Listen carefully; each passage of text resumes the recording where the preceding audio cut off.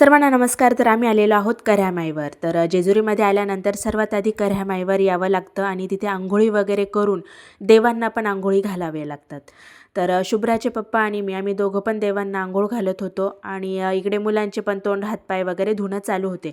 कारण थंडीच एवढी होती तर कुणीच अंघोळी केलेल्या नव्हत्या. फक्त माझ्या पप्पांनी तेवढी अंघोळ केलेली होती. तर देवांना अंघोळ घातल्यानंतर आम्ही लगेचच मध्ये घेऊन आलेलो होतो देवांची तळी वगैरे भरण्यासाठी आणि देवांची छान पूजा पण केलेली होती. त्यानंतर आरती अभिषेक वगैरे केला आम्ही. म्हणजे तिथे जे वाघे मुरळे असतात तर ते सर्व करून घेतात. तर त्यांच्याकडनं आम्ही सर्व देवांची छान पूजा वगैरे करून घेतलेली होती. आमच्यासारखेच अजून आणखीन सर्व कुटुंब आलेले होते तर ते सर्व त्यांच्या पद्धतीने सर्व पूजा वगैरे करत होते आणि छान खंडोबाचे गाणे वगैरे म्हणत होते. तर खूप छान वाटत होतं आणि दादाची त्यांची जोडी पण आमच्यासोबत बसलेली होती. पाठीमागे उमा, पप्पा, आई ते सर्व बसलेले होते आणि मुलं पण होते सोबत. तर अशी आमची छान तळी वगैरे भरून झालेली होती आणि त्यानंतर आम्ही देवाची आरती पण केलेली होती खंडोबा रायाची आणि विवान पण आमच्यासोबत होता. तर एकंदरीतच खूप छान वाटत होतं. आणि कसं आहे ना, ह्याच काही आठवणी असतात ज्या आयुष्यभर आपल्यासोबत असतात आणि आपली मुलं पण आपल्याकडूनच शिकत असतात. म्हणजे आपल्याकडूनच त्यांना ते संस्कार पण मिळत असतात.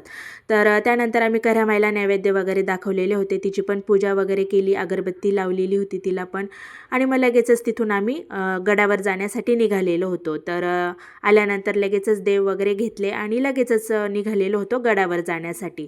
तर इथून गड पण छान दिसत होता आम्हाला आणि सई उलट्यांनी जाम झालेली होती, त्यामुळे तिला कशातच इंटरेस्ट वाटत नव्हता. तर गडाच्या पायथ्याशी आल्यानंतर आम्ही भंडारा वगैरे घेतलेला होता खंडोबा रायाला दाखवण्यासाठी आणि मग लगेचच निघालेलो होतो जेजुरीच्या पायऱ्या चढण्यासाठी. तर सुरुवातीला आम्ही दोघं सोबत आलेलो होतो. त्यानंतर मग थोडंसं मुलांसोबत सर्वांसोबत असं पुढे मागे झालेले होते सर्वजण. तर दादाचे थोडी चेष्टा मस्करी चाललेली होती की सुरुवातीच्या ज्या 5 पायऱ्या असतात त्या उचलून घ्यायच्या असतात. पण मग दोघांनी पण उचलून घेतलेलं नव्हतं कारण शुभ्राच्या पप्पांना पण हातामुळे काही जमलेलं नव्हतं आणि दादाला त्याच्या कमरेमुळे जमलेलं नव्हतं. तर मग सोबतच सुरुवातीच्या 5 पायऱ्या आम्ही चढलेल्या होत्या. तर त्यानंतर मग हे असे आम्ही थांबत उठत बसत थोडंसं पप्पांनी काही अंजीर वगैरे घेतलेले होते, काकडी घेतलेली होती, मुलांना जे लागेल ते घेऊन देत होते पप्पा आणि मग असंच एन्जॉय करत करत आम्ही पूर्ण गड हा चढलेला होता.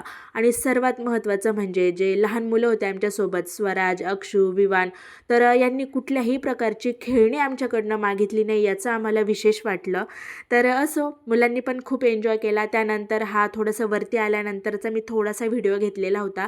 तर पूर्ण जेजुरी तिथून दिसत होती. तर आणि जेजुरीचं जे काम पण चालू होतं थोडंसं ते पण त्यामध्ये आलेलं आहे. तर वरती गडावर आल्याच्या नंतर सर्वजण पुढे मागे झालेले होते. तर पप्पा आणि मी आम्ही दोघंजणं सोबत चाललेलो होतो. तर इथे खूप नंबर पण लागलेले होते म्हणजे गर्दी होती. तर आम्ही सर्वजण रांगेत उभं होतो आणि आई माधुरीला सांगत होती की माधुरी देवांकडे लक्ष राहू दे, त्यांचा जो गेटा आहे त्याच्याकडे लक्ष असू दे. तर बाहेर आल्यानंतर हे म्हणजे जवळजवळ आम्ही देवांच्या दर्शनासाठीच आलेलो होतो बाहेर आणि मंदिरामधलं व्हिडिओ ना तो घेऊ शकत नव्हती मी, तर त्यामुळे तो थोडासा मिस होऊन गेलेला आहे. बाकी पूर्ण मंदिराच्या बाहेरचा पूर्ण व्हिडिओ घेतलेला आहे आणि आम्ही दर्शन घेऊन आल्याच्या नंतर इथे छान उभं राहिलेलो होतो. कसं दर्शन झालं काय सर्व त्याच गप्पा चालू होत्या आणि मग त्यानंतर आम्ही सर्वजण कासवावर उभं राहिलो. तिथे पण छान दर्शन घेतलं. कासवावर उभं राहून आपल्या मनातली जी इच्छा असते ना ती सांगायची असते. त्यानंतर शुभ्राच्या पप्पांनी तिथे भंडारा उधळला आणि त्यानंतर मग आम्ही दोघांनी पण जोडीने भंडारा उधळला होता. तर एकंदरीतच खूप छान वाटत होतं आणि त्यानंतर मग आम्ही लगेचच निघालेलो होतो. तर उतरतानाचा हा छोटासा व्हिडिओ घेतलेला होता दोघांनी पण. त्यानंतर पूर्ण जेजुरी ही अशी दिसत होती संध्याकाळच्या वेळेस, म्हणजे जवळजवळ आम्हाला 7 वाजलेले होते. तर म्हणजे अशी सवसाणच झालेली होती पूर्ण. तर असा पूर्ण गड जो आहे गडावरनं जेजुरी अशी दिसत होती पूर्ण.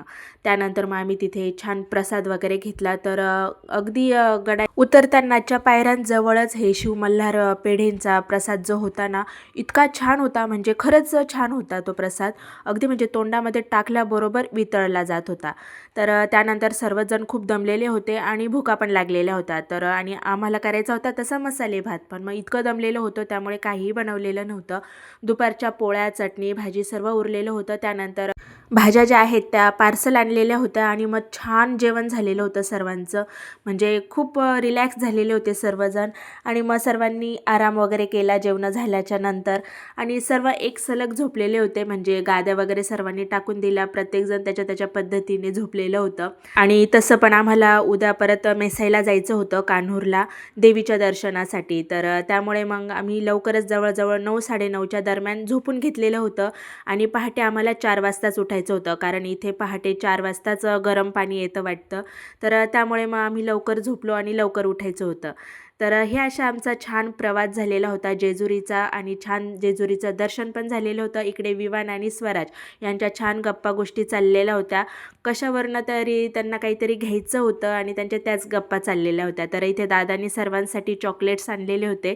तर सर्व मुलांना त्यांनी चॉकलेट्स दिले आणि आम्हाला पण दिलेले होते त्याच्यासोबतच. चला तर भेटूया पुढील ब्लॉगमध्ये. बाय.